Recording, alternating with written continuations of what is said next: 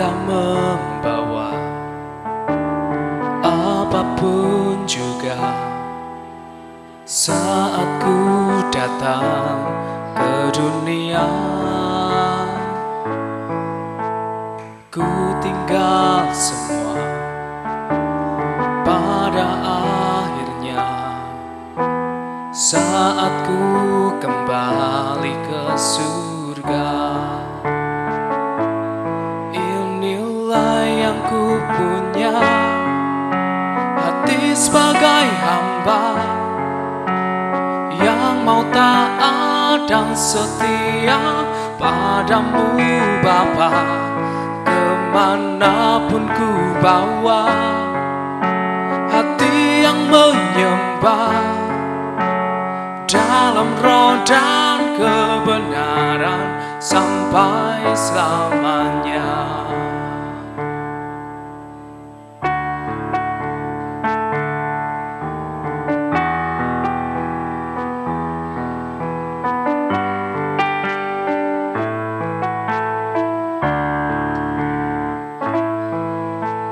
Ku tak membawa apapun juga saat ku datang ke dunia.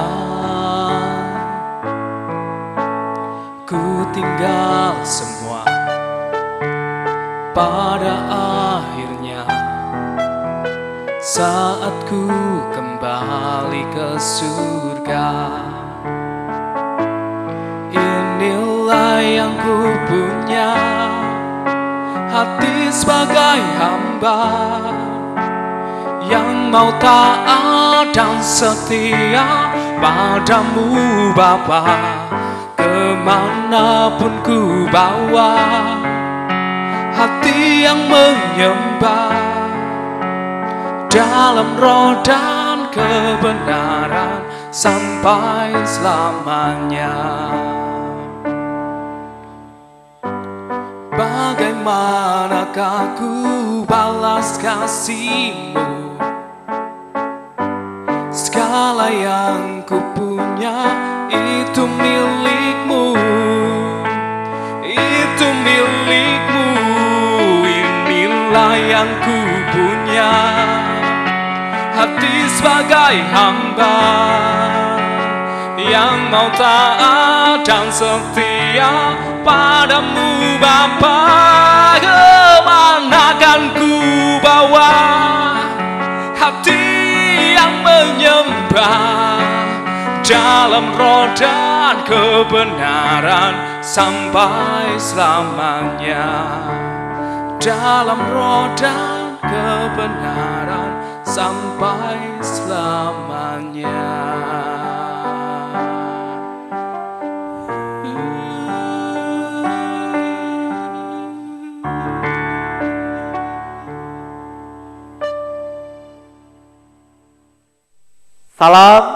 Salam sejahtera. Semoga Bapak Ibu semua tetap sehat dan tetap bahagia.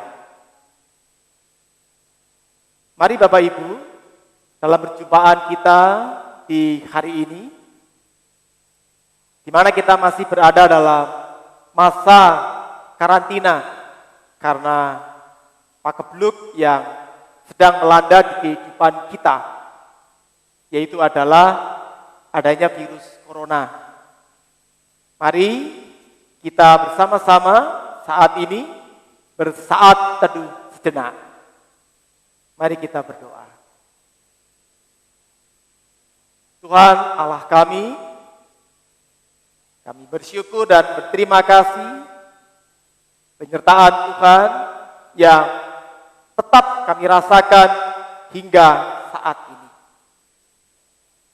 Tuhan Allah kami, di dalam saat teduh kami di saat ini, kami memohon berkat sabda Allah yang terus memberikan semangat dalam kehidupan kami, memulihkan dan juga menumbuhkan pengharapan kehidupan kami.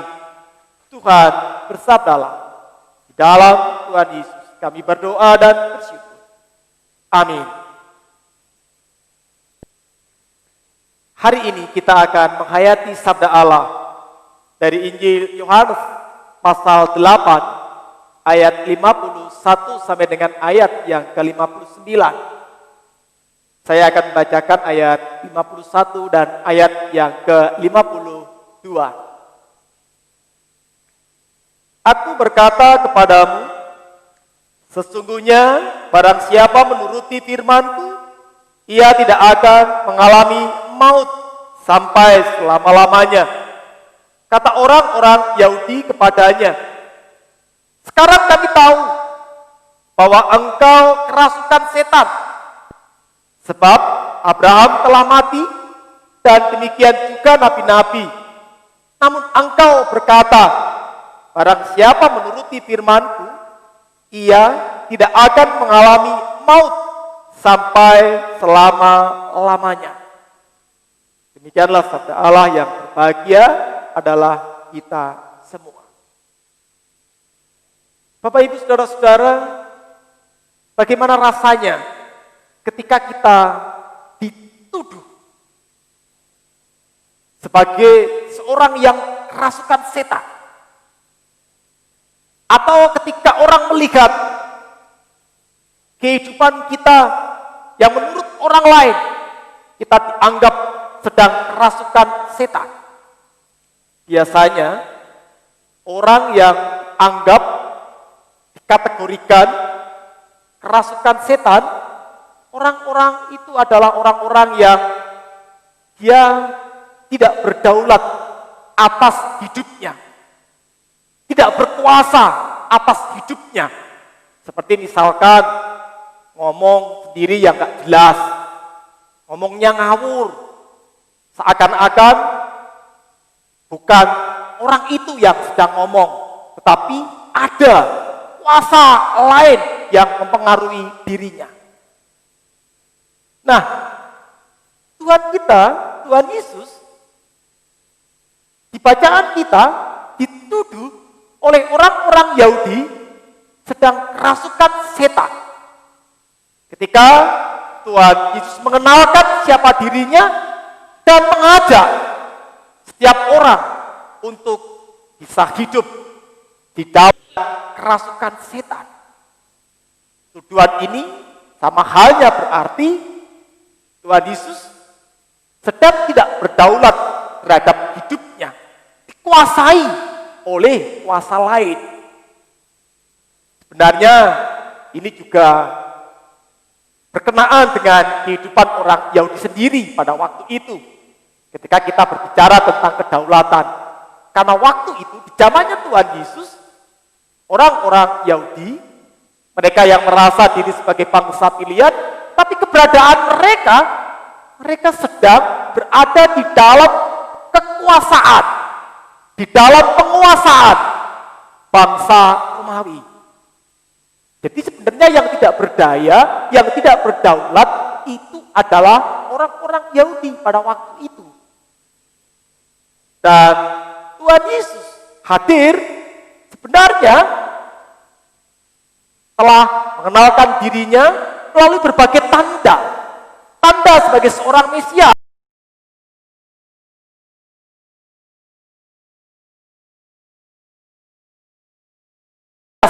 Yang sebagaimana sebenarnya juga telah terwartakan di kitab-kitab yang tentu sudah pernah dibaca dan bahkan dihafal oleh orang-orang Yahudi perihal kedatangan Mesias. Maka kita mungkin heran kenapa mereka begitu sulit, tidak bisa mengakui, tidak bisa menerima apa yang disampaikan oleh Tuhan. Bagaimana dengan kita saat ini?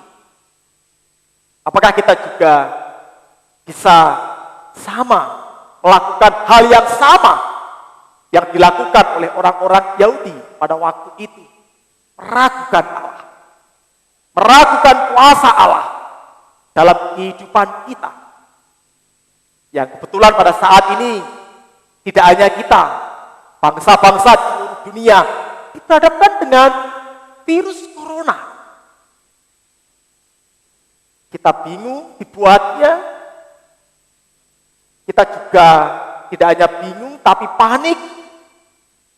Dan saat-saat seperti ini juga sebuah kesempatan bagi kita sebenarnya. Apakah kita masih mampu mengakui kedaulatan Allah dalam kehidupan kita saat kita berada dalam masa karantina, tetap memiliki hati yang bahagia, tetap memiliki hati yang penuh kasih dan kepedulian, memperlihatkan kepedulian kita kepada siapapun, bangsa dan negara, para medis, saudara-saudara kita yang kena corona, terpapar oleh virus corona. Disinilah kesempatan sebenarnya bagi kita. Atau malah mungkin ini menjadikan kita seperti orang-orang Yahudi pada waktu itu, kesulitan mengakui kedaulatan Allah. Mari, sebagaimana yang telah disabdakan oleh Tuhan Yesus sendiri, Tuhan Yesus sendiri ada sebelum Abraham ada. Artinya sebenarnya Tuhanlah yang punya kuasa atas kehidupan umat manusia. Nah, ini kesempatan sekali lagi menurut saya.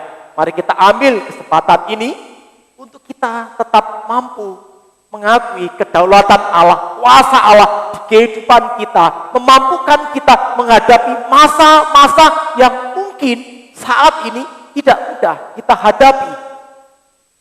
Saat kita harus berdiam diri, saat kita juga harus menjaga diri melalui kesehatan kita, melalui kebersihan kita, melalui berbagai praktek kehidupan yang harus kita jalani saat ini. Disinilah sebenarnya kita mendapatkan kesempatan untuk bisa dan mampu mengakui kedaulatan Tuhan Yesus. Tuhan memberkati kita. Amin. Mari kita berdoa. Kami bersyukur ya Allah. Kami sadar situasi yang kami hadapi bisa membuat kami kehilangan percaya kami dan kemudian tidak mengakui kedaulatan kuasa Allah di kehidupan kami. Terima kasih kami telah diingatkan.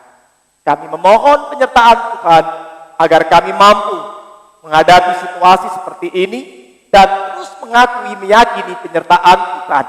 Tuhan menyertai pemerintah kami, Tuhan menyertai petugas-petugas kesehatan, para dokter, perawat, relawan-relawan, dan juga seluruh masyarakat di Indonesia, masyarakat seluruh bangsa-bangsa, kami semua. Tuhan beserta dengan kami. Terima kasih ya Tuhan. Di dalam Tuhan Yesus kami berdoa. Amin.